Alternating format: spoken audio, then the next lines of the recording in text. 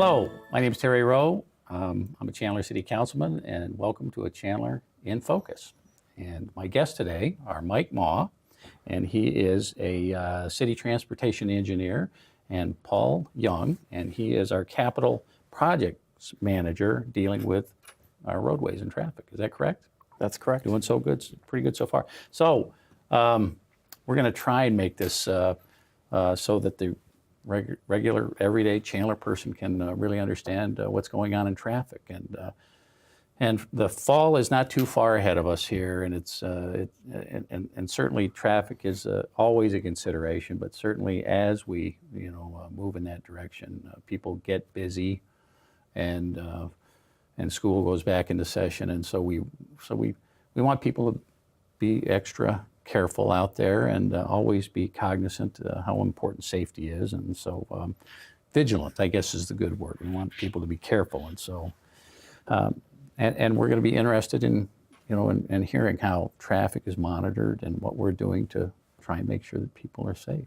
So we have a traffic engineering and capital improvements division. We have two divisions, and I'd like you both to introduce yourselves and talk a little bit about what your responsibilities are. So Mike, we'll start with you. Okay, yeah, pleased to be here. Yeah, my name is Mike Maw. I'm responsible for the traffic engineering division here at the city. So what that entails is we take care of those things that to manage traffic efficiently and safely. So I take care of things like traffic signals, street lights, signs of pavement markings, traffic calming, and of course our traffic management center. Traffic calming, I think you said. Did you say traffic calming, yeah, that's things like speed humps or roundabouts to keep the speeds manageable in the neighborhood. Yeah, that's not necessarily an engineering term, but it is. We just wanted to share that. That's a good one. Okay, and so Paul, how about you? Hello, I'm Paul Young. I oversee the Capital Projects Division. We manage design and construction of several different city infrastructure projects, including roadway projects. We also manage parks projects, water, wastewater projects, buildings and facilities, and so on and so forth. So we take those projects from basically cradle to grave, we call it, design and construction management. Okay, so you two all have to be communicating and sharing a lot and trying to have the best future outcome for Chandler residents, I would imagine. Is that right? Yes.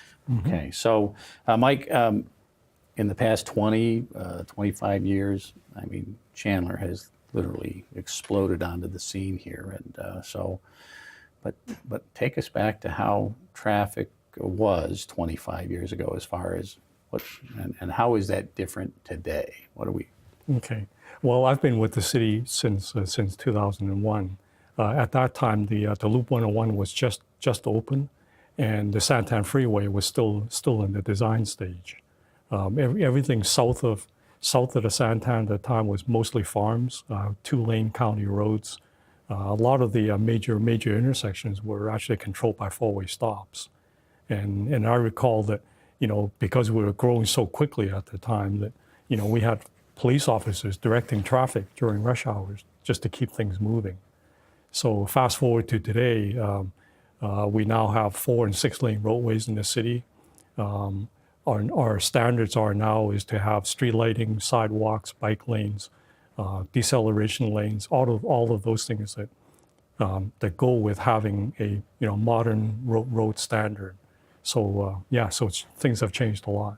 A lot has changed, and many of those changes are things that are designed to help people get through, from one end of the community to the other uneventfully. Exactly. We want people to be safe. Yeah. And so when we talk about the number of just basic numbers, we talked a little bit about this a little bit ago as far as how many cars go in through an intersection in a day. Can you give us a little idea of that? Yeah, typically most of our major intersections, the one at the mile roads, we get somewhere between 50 and 70,000 vehicles a day. So if we take the top 20 intersections in the city, we're talking about moving 1 million vehicles through those top 20 intersections on a daily basis. 1 million vehicles and safely. And then you mentioned how many intersections do we have that might kind of match that? We have, well, maybe 60 intersections of that size and with those kinds of traffic flows. So Chandler moves a lot of vehicles There is a lot. on a daily basis. Correct, yeah. So some of the newer technology that we're using is pretty important today. You know, it would be hard to do what we're doing today without this technology. Right, yeah, a lot has changed with technology. We rely on that a lot. You know, for example, all of our traffic signals now are equipped with cameras, one for each approach. So we're using those cameras to detect traffic. So that replaces the inductive loops, the wires in the pavement that we used to use. You know, and every time we repave the road, we would have to reinstall those loops. So we don't do that anymore because the cameras are mounted on the traffic signal arms. Easier to work on, I imagine. So Much easier, yeah. we have a traffic management center or system that's monitored.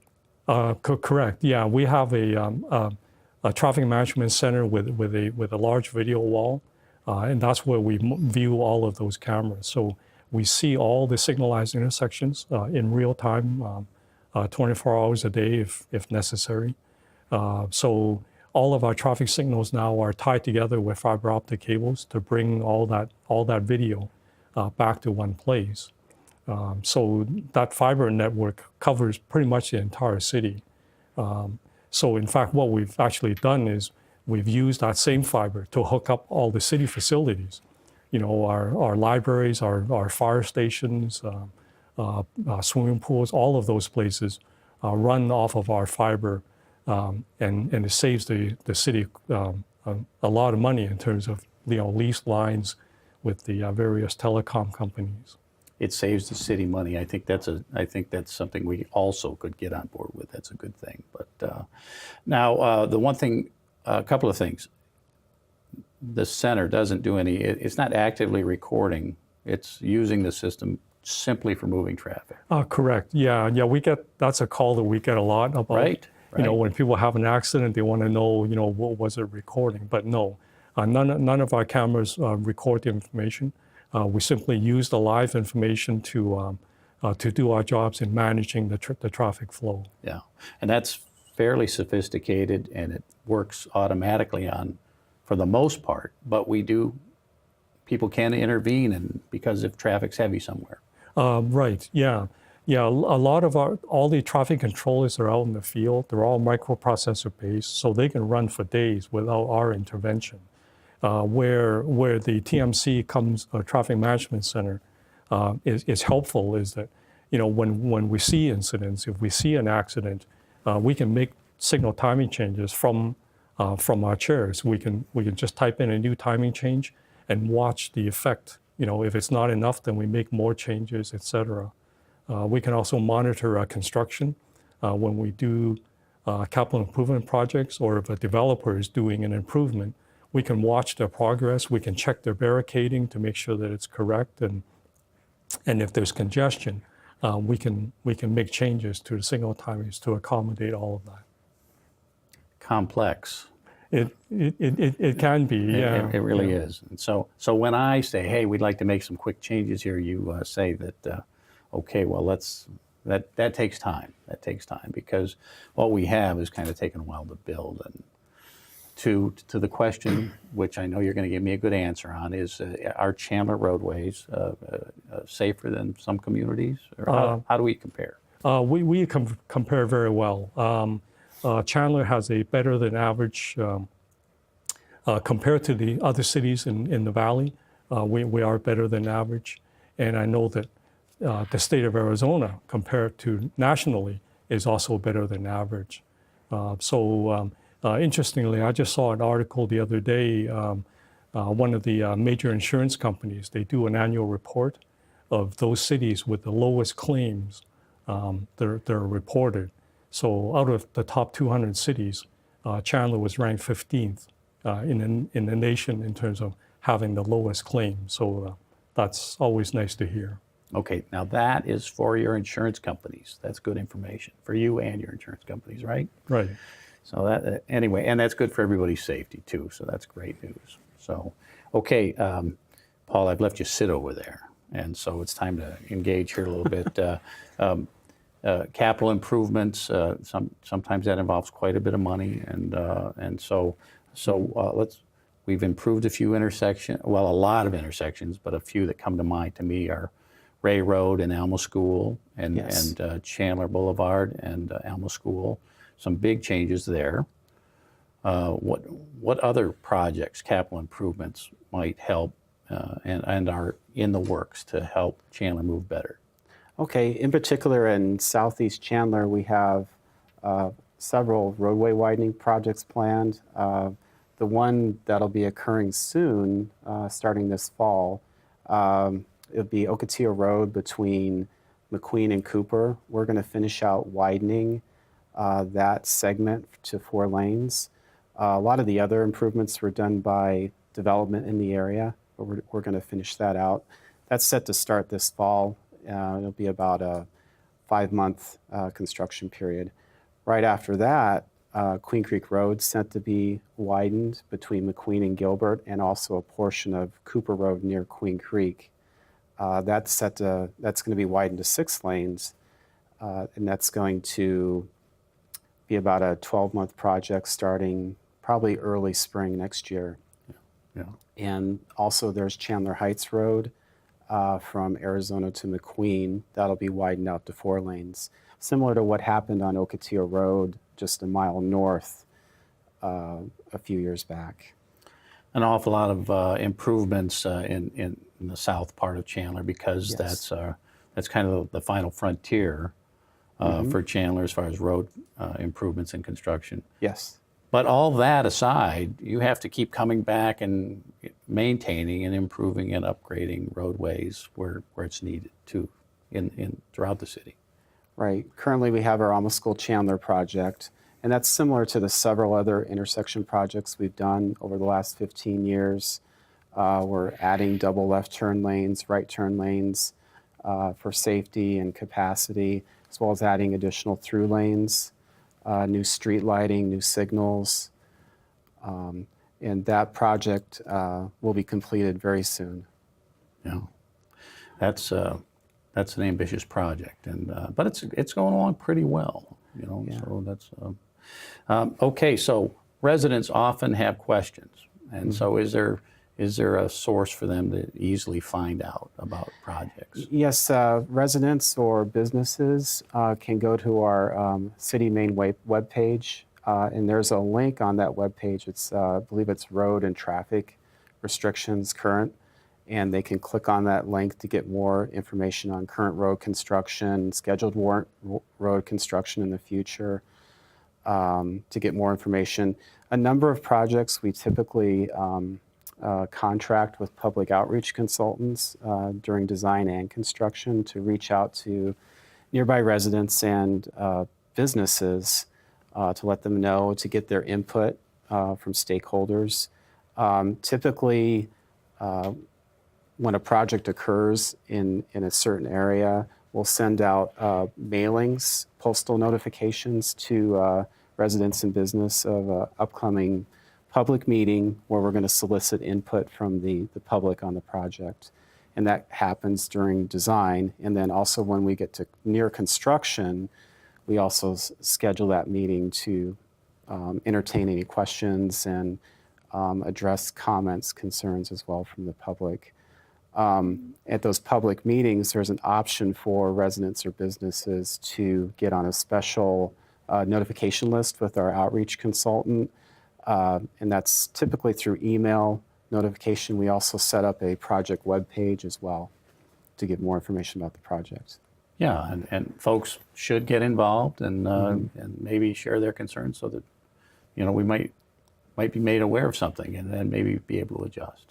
Yeah, we do really consider what people have to say at those meetings and make adjustments in our design or how we construct roadways. Yeah. Well, thank you, Paul. Sure. Okay, back to you, Mike. Apparently, and I don't know how long this has been going on, but we're starting to see flashing yellow left turn lights around the city a little bit. And I guess you taped a video recently, and so about that, let's take just a minute and look at that. Chandler is making roads safer and improving traffic flow by installing flashing yellow arrows citywide. The Federal Highway Administration approved these devices several years ago. What they found was that these displays are both safer and reduce delays for left-turning traffic. We tested these at a number of intersections throughout the city. We collected 3 years of crash data before and after. And what we found was, on average, we had a 22% reduction in crashes, and similarly, we had a 22% reduction in injury accidents as well. With many intersections making this transition, it's important that drivers understand how they work. What the signal will do is we'll go to a flashing yellow arrow display. And what that means to the driver is you can still turn left, but you have to yield to the opposing traffic. To safely use these arrows, it's important for drivers to not be distracted by the red, yellow, green ball intended for through traffic, and focus only on the flashing yellow arrow. This prevents drivers from anticipating what the arrows will do next and promotes safer driving. The flashing yellow arrows operate by time of day, so what happened at the last signal cycle may not be the same as what you'll experience at the next signal cycle. The flashing yellow turn arrows are typically in operation more often during non-peak hours when traffic is lighter, and they take away the frustration of being stuck at intersections with little to no opposing traffic. With this minor change, drivers will experience faster and safer roads. We're going to be rolling these out to a majority of the intersections in the city. They have become our standard now, so ultimately every intersection will have flashing yellows in the future. Interested in learning more about these flashing yellow arrows and where to find them? Visit chandleraz.gov and search for flashing yellows.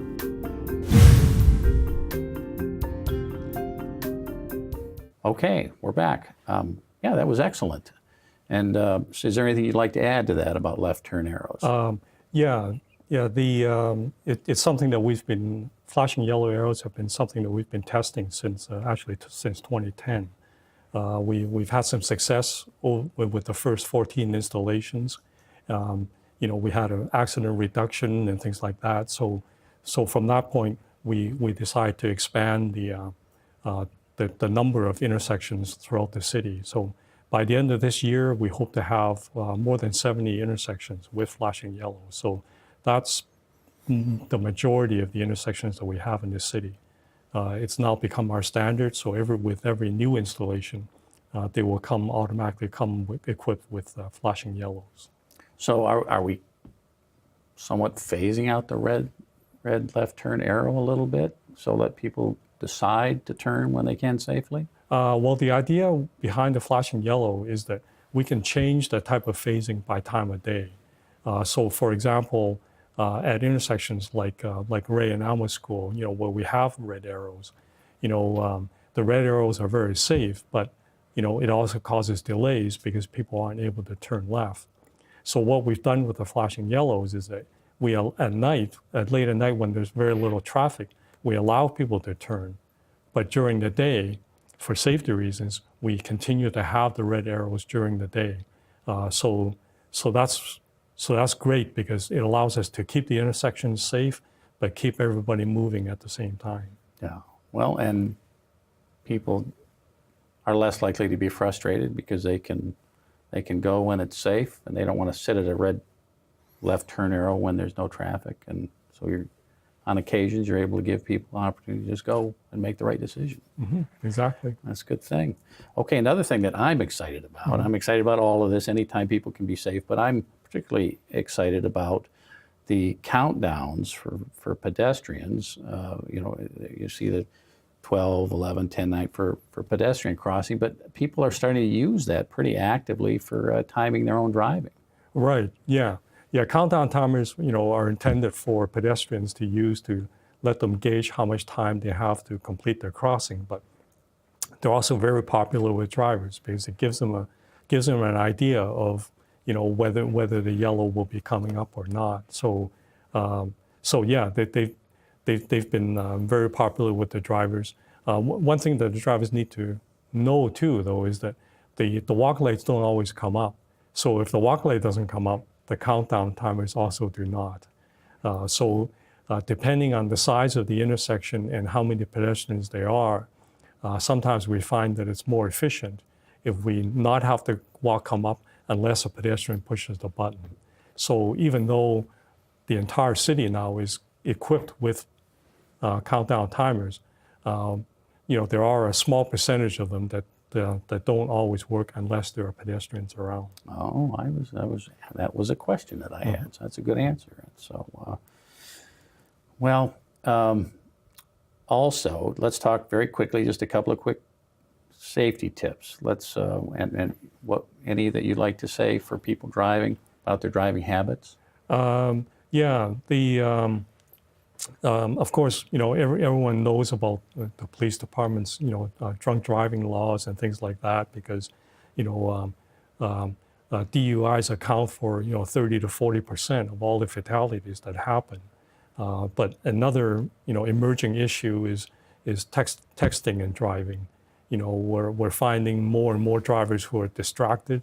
When the signal turns green, we can see from our cameras that their heads are down rather than looking up at the traffic. So we encourage drivers to not text and drive, for their own safety, to be alert and when they're driving.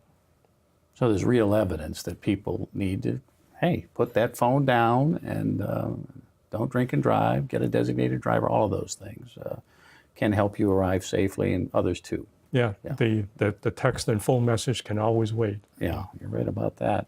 Well, we're getting close to wrapping up the program, but I want to just any final comments? Paul, you've been patient. What do you have to tell us? Only thing to tag on to Mike's comment about safety when driving. Also be aware we are, like I mentioned before, have several projects under construction. Just be aware of the lower speed limits for the safety for the drivers as well as the workers out there as well.